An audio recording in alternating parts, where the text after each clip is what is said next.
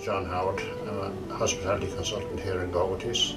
I also work as the head chef here, and I advise on all matters food related mainly, and wine. Today I'm going to cook some of the dishes that we serve every day in Gogarty. Today I'm going to cook for you rib of beef for two persons. With that, I'm going to serve it with a sauce of red wine, beef marrow, shallot and portobello mushrooms. We also have some fresh herbs here, as you see. Our beef here in Gogarty is aged for 28 days.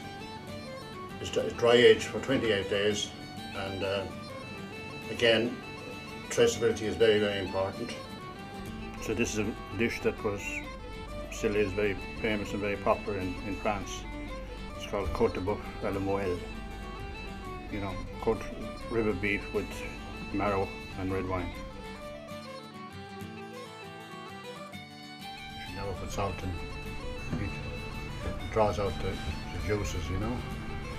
Unless you're going to seal it very, very fast in a very hot grill, you know, it's okay to season it. I would always, yeah, certainly some crushed black pepper and some rosemary, which we have here on that, you know.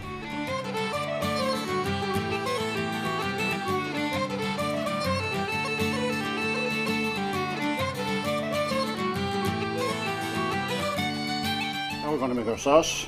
There's melted butter in our saucepan, chopped shallots and sliced mushrooms. Simmer for 4 to 5 minutes. Finish our beef in the oven. Add our red wine, the shallot and the mushrooms. So a little chopped thyme and parsley. Allow the wine to evaporate to about half what the original amount. Here we have some meat stock. In a commercial kitchen like this, you always have fresh stocks. The sauce to simmer for a few minutes. Here we have our beef marrow. We blanch that first in boiling salted water. When the marrow is blanched, add it to the sauce. It's a great richness to the sauce. Now the important thing about all meats is there are two things that are very important. One is that the meat is aged for long enough. As I said earlier on, this is aged for 28 days, dry aged.